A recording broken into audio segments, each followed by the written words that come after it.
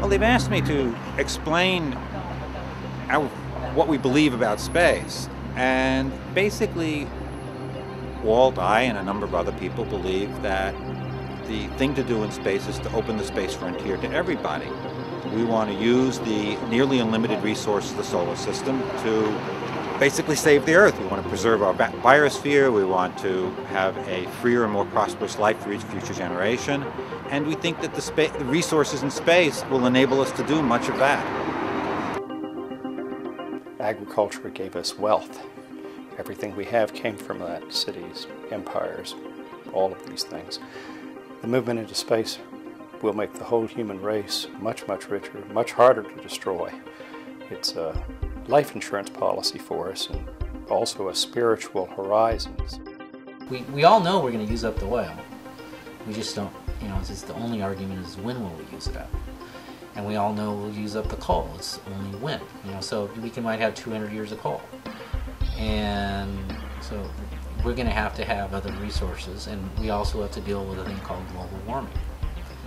So solar power is something that solves both.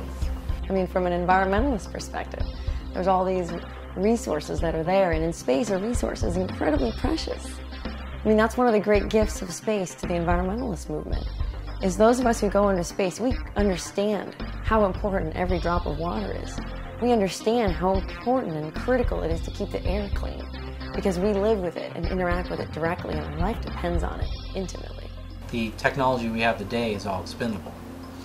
You use it once and throw it away. And imagine if you had an airplane and you bought a ticket and you flew across country and then you threw it away after you made the trip. That would be a pretty expensive ticket across the country. And that's what we have today. Now what it is that's a reusable airplane. In fact, it's so obvious to us we don't even say reusable airplane. It's just an airplane. So what we need is basically, you could say, is space planes, where they fly hundreds or thousands or tens of thousands of times, and you don't throw it away. And the cost of going to space will come down by orders of magnitude. New space needs to learn a lot from old space. And it's going to be not just this NASA side and everything else, focus on satellite communications. If I get hit by a bus tomorrow, or I'm struck by a meteorite in the next few minutes, go look at the satellite communications industry.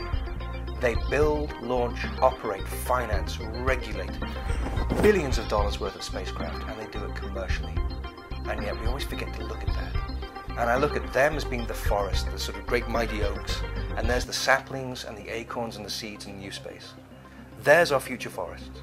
That is what will save humanity. Not the government programs, and I know I'll probably get shot for saying that, but really the new space, the venture space, and it's an international venture. It's not just here in the States, it's all over the world. Well, it's very ironic that the leaders of the free world who think of ourselves as the premier capitalists on this planet are the socialists in space, and the Russians, which were the leaders of the communist world, are now the leading capitalists in space.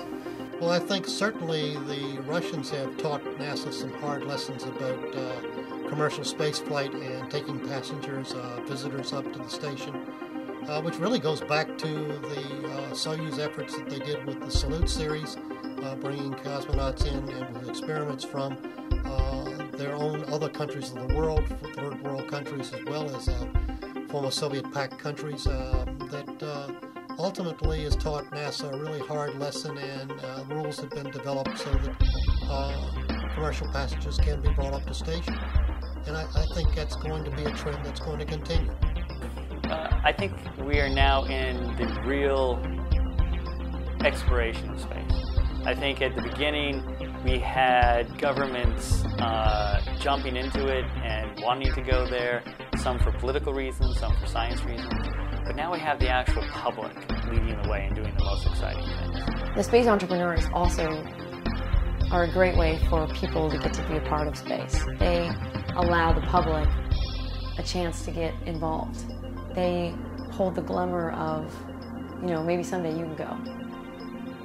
The space entrepreneurs make it possible that you can go into space in your lifetime, and that's the sexiness of it. That's what's exciting about it. That's why people follow it. That's why they want to be a part of it, and they want them to succeed.